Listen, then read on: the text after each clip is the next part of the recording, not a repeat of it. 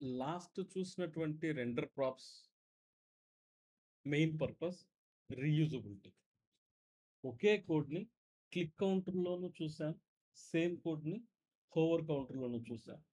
మరి క్లిక్ కౌంటర్‌లో ఉన్న కోడ్‌ని కాపీ పేస్ట్ చేసి హోవర్ కౌంటర్‌లో పెట్టడం వలన that doesn't serve any purpose. Plus అదొచ్చి DRY, don't repeat yourself అనేటటువంటి సాఫ్ట్‌వేర్ ఇండస్ట్రీలో ఒక నార్మ్ అది.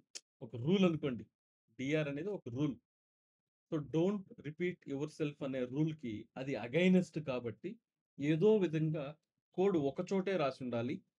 దానిని మల్టిపుల్ ప్లేస్‌లో యూజ్ చేయాలి కాబట్టి, మనం ఆ రెండర్ ప్రాప్స్ అనే అప్రోచ్‌ని ఉపయోగించి, కౌంటర్ అనే ఒక కాంపోనెంట్‌ని క్రియేట్ చేసి, మన కోడ్ అంతా ఆ కాంపోనెంట్‌లో పెట్టి, దానిని వేరే వేరే చోట రీయూజ్ చేసుకున్నాం. ఓకే. ఇది రీయూజబిలిటీని కన్సర్న్ చేసుకునేసి క్రియేట్ అయినటువంటి ఒక కాన్సెప్ట్. ఇప్పుడు నేను చెప్పబోయే కాన్సెప్ట్ కూడా డోంట్ రిపీట్ యువర్ సెల్ఫ్ అనే కాన్సెప్ట్‌కు కోసమే. ఇప్పుడు కూడా సేమ్ అదే సీన్‌ని నేను రీఇటరేట్ చేస్తాను. బట్ ఈసారి నేను సిట్యుయేషన్ డిఫరెంట్‌గా హ్యాండిల్ చేస్తా. రెండర్ ప్రాప్స్ ఉపయోగించకుండా రెండర్ ప్రాప్స్ లాగానే ఇంకొక అప్రోచ్. హైయర్ ఆర్డర్ కాంపోనెంట్ అంటారు.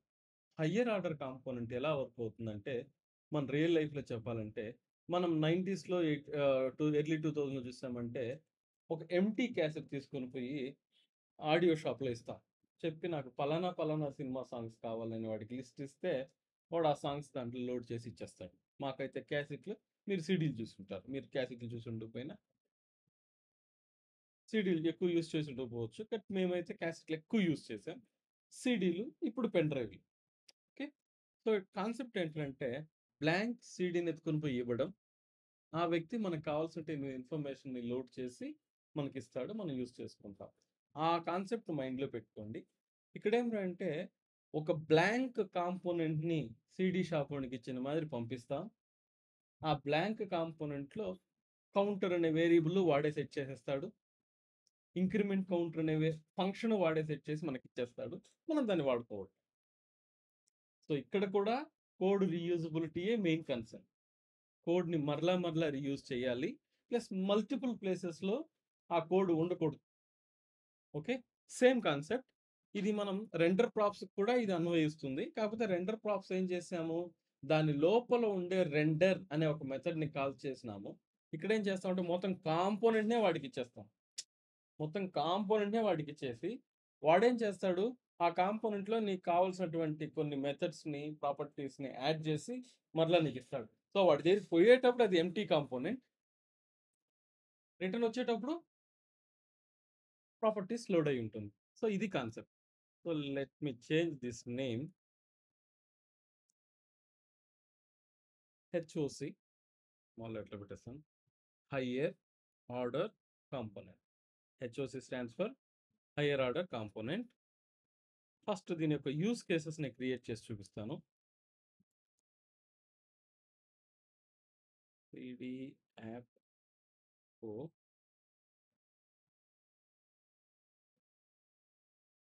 BM start.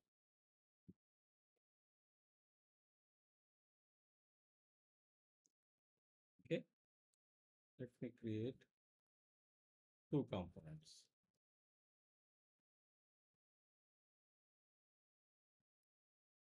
Click counter.jsx, forward counter.jsx,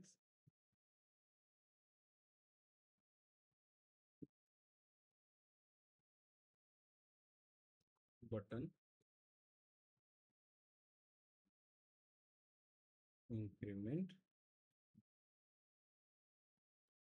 button, decrement.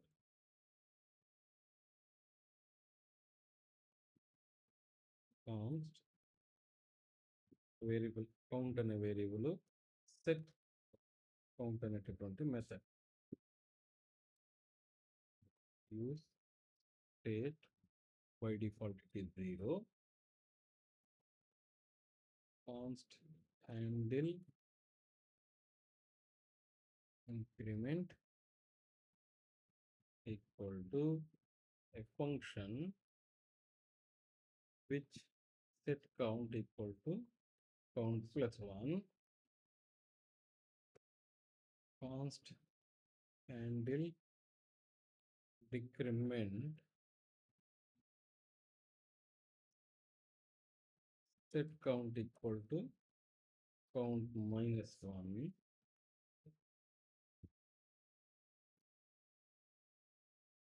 on click handle increment దీనికి on click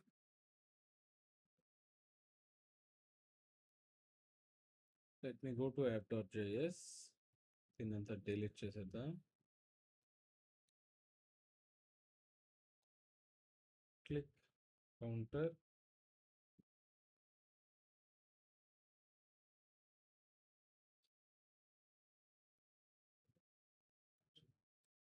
h2 you have clicked times.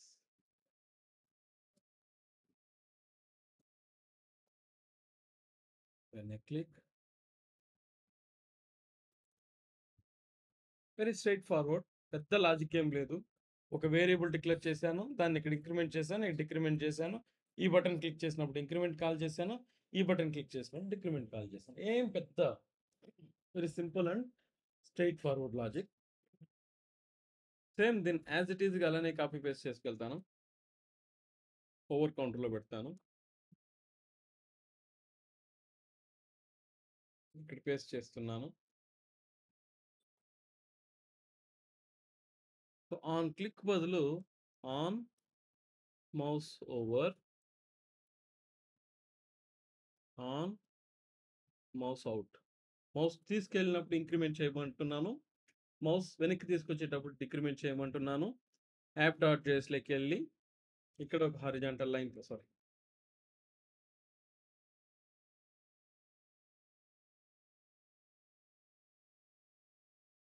So నేను మౌస్ దానిపైకి తీసుకెళ్తే ఇంక్రిమెంట్ అవుతుంది,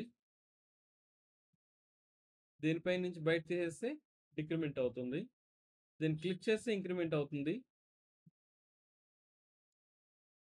సింపుల్ అండ్ స్ట్రైట్ ఫార్వర్డ్. ఒకటి వచ్చి క్లిక్తో పనిచేస్తుంది, ఒకటి వచ్చి హోవర్తో పనిచేస్తుంది.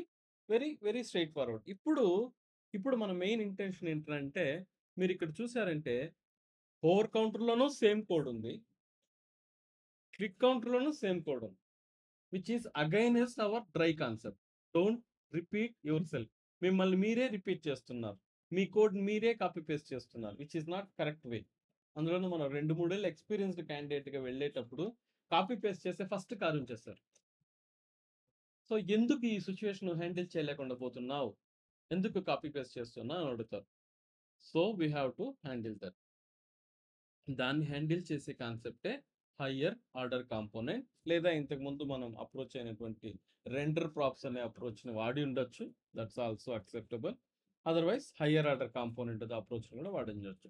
హయ్యర్ ఆర్డర్ కాంపోనెంట్ అనే వెంటనే ఆ సిడి క్యాసెట్ కాన్సెప్ట్ చూసుకోండి. హయ్యర్ ఆర్డర్ కాంపోనెంట్ అనేది ఒక సిడి షాప్ వాడికి ఎంటీ కాంపోనెంట్ని పంపిస్తారు.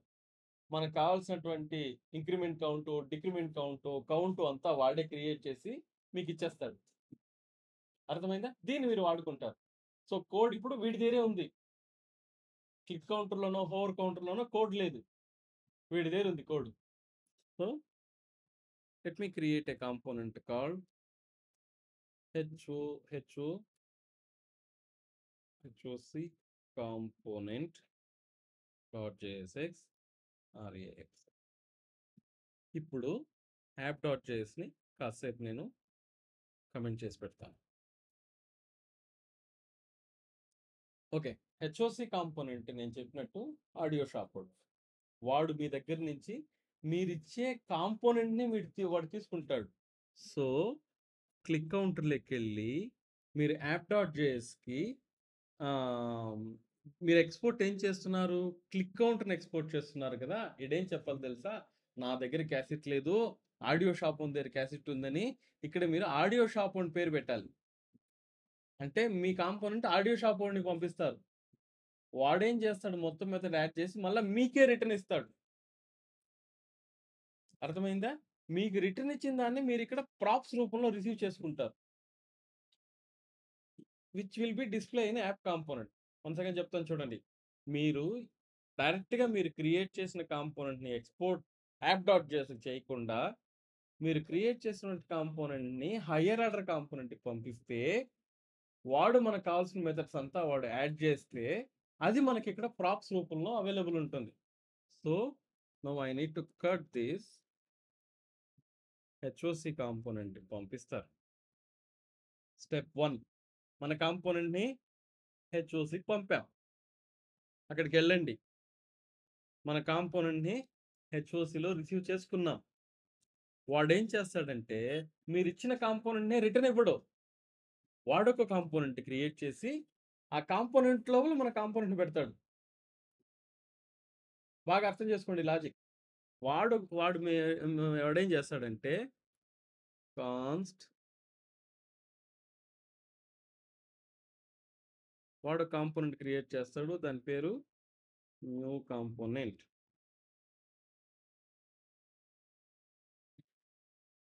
వాడు కాంపోనెంట్‌ని క్రియేట్ చేసి, రిటర్న్ ఆ కాంపోనెంట్‌ని ఇస్తాడు వాడు మనకు. చూడండి. వాడు కాంపోనెంట్ క్రియేట్ చేశాడు. ఆ కాంపోనెంట్‌ని రిటర్న్ చేశాడు. సో, లాజికల్లీ మనం ఒక కాంపోనెంట్ పంపిస్తే మనకు వాడొక కొత్త కాంపోనెంట్‌ని ఇస్తున్నాడు. ఇస్తూ వాడిచ్చిన కొత్త కాంపోనెంట్‌లో మనం పంపించిన కాంపోనెంట్‌ని రిటర్న్ చేసేస్తాడు బాస్.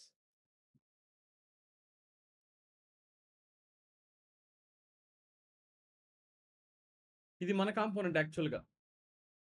సో, నేను మన కాంపోనెంట్ పేరు ఒరిజినల్ కాంపోనెంట్ అని పెడతాను. Original component. లేదా మనకు అర్థం అవ్వడానికి అవర్ కాంపోనెంట్ అని పెడతాను. Our component. కరెక్టేనా?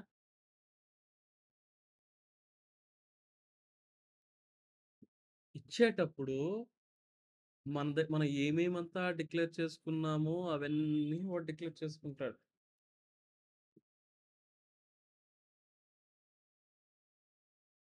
డిక్లేర్ చేసుకునేసి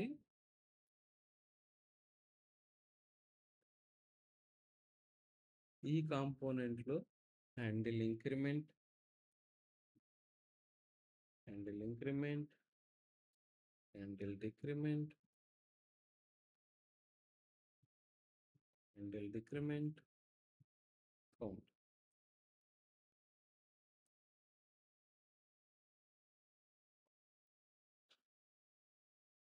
ఓకే. ప్రస్తుతానికైతే ఎర్రర్ లేదు. యాప్ డాట్ జేఎస్‌కెళ్దాం. ఈ రెండిటిని కమెంట్ చేస్తాం.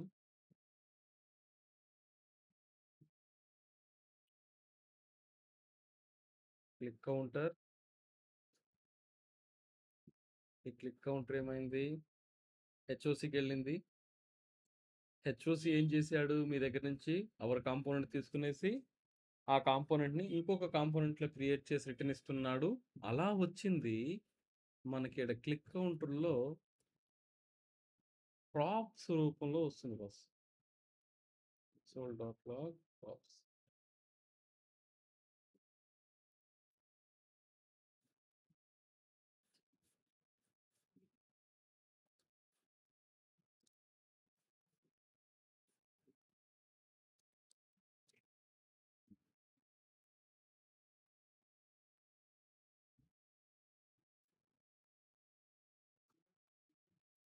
Standard practice of null using use state. It's a use state.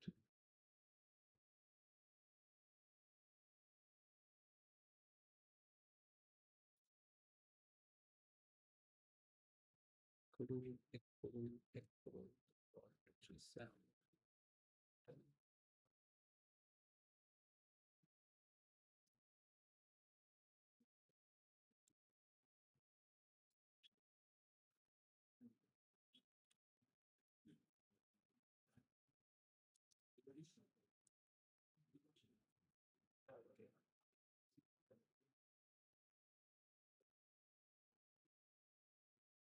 Okay, right. Cut this. Should be inside this. Yes. So click counter లోపలికి ఇవంతా హెచ్ఓసి నుంచి వచ్చింది. ఎలా చెప్తున్నాను నేను? ప్రాప్స్ అది. లైన్ నెంబర్ 6లో ప్రాప్స్. అప్పుడు నేనేం చేస్తానంటే క్లిక్ కౌంటర్‌లో ఎప్పుడైతే ప్రాప్స్ నుంచి డేటా వస్తుందో హ్యాండిల్ ఇంక్రిమెంట్,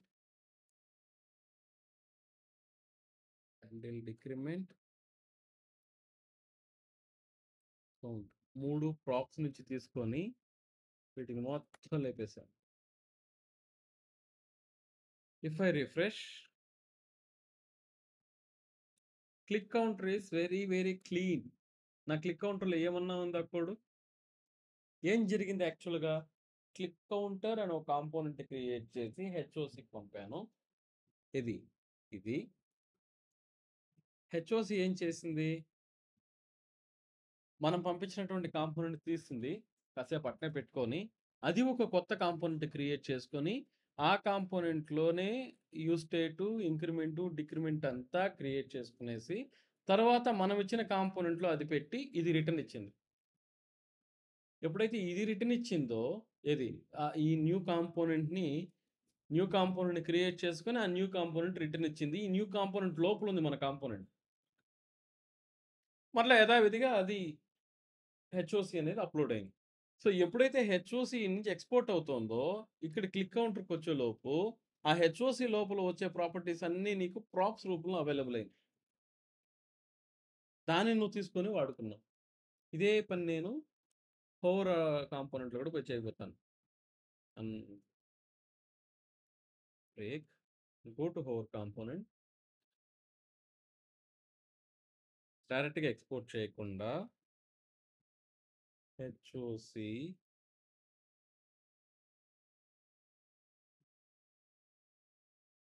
ఓకే. సో, ఇది కూడా ప్రాప్స్ రూపంలో 3 తీసుకుంటుంది. మనకిక్కడ యూజ్ స్టేట్ అవసరమే లేదు. ఇంక్రిమెంట్, హ్యాండిల్ ఇంక్రిమెంట్ తెచ్చుకుంటుంది. హ్యాండిల్ డిక్రిమెంట్ తెచ్చుకుంటుంది. Count also.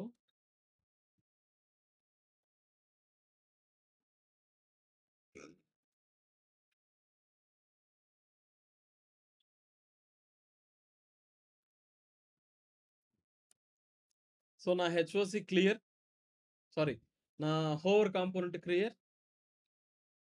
నా క్లిక్ కాంపోనెంట్ క్లియర్. మొత్తం డేటా ఎక్కడుంది? So, this is the main concept of higher order components. So, కోడ్‌ని రీయూజ్ చేయడానికి మీరు రెండర్ ప్రాప్స్ అప్రోచ్ అన్నా వాడండి. కోడ్‌ని రీయూజ్ చేయడానికి హెచ్ఓసి అన్నా వాడండి. పదాలు కొంచెం కొత్తగా అనిపించొచ్చు. రెండర్ ప్రాప్స్ అనేసి, హయ్యర్ ఆర్డర్ కాంపోనెంట్స్ అనేసి. But over a period of time మనం దీనికి అలవాటు పడిపోతాం. ఫర్ ఎగ్జాంపుల్ ఏదైనా మనం కొత్త క్లాస్‌కెళ్తే, ఆ కొత్త సబ్జెక్ట్ మనం ఫస్ట్ టైమ్ తీసుకుంటే, ఫస్ట్ చాప్టర్‌లో ఉండేటటువంటి మొట్టమొదటి పదాలు గూడా మనకు కొత్తగా అనిపిస్తాయి. బట్ ఆ క్లాస్ ఎండింగ్ లోపల ఆ ఎడ్యుకేషన్ ఇయర్ ఎండ్ లోపల మనకు ఆ పదాలు ఎట్లయితే అలవాటు పడిపోతుందో, అట్లా రియాక్ట్ జేఎస్ సంబంధించినంత వరకు కూడా జావా స్క్రిప్ట్‌లో యూజ్ చేసినటువంటి పదాలు కాకుండా రియాక్ట్ జేఎస్‌లో కొంచెం డిఫరెంట్ పదాలు మనం వాడతాం. బట్ మీరు గమనించారంటే పోతా ఇది ఇప్పుడు రెండర్ ప్రాప్స్ అనే ఒక అప్రోచ్‌ని చూసాం. అది ఎందుకు ఉపయోగపడుతుందో గమనించాం. అదే పర్పస్ హైయర్ ఆర్డర్ కాంపోనెంట్ కూడా మనం చేస్తుంది. ఇన్‌ఫాక్ట్ ఇప్పుడు నెక్స్ట్ చెప్పబోయే టాపిక్ కూడా సిమిలర్ ఇలానే ఉంటుంది మీకు. బట్ కొంచెం డిఫరెంట్‌గా ఉంటుంది. ఇది క్లియరా? So, let me stop this recording.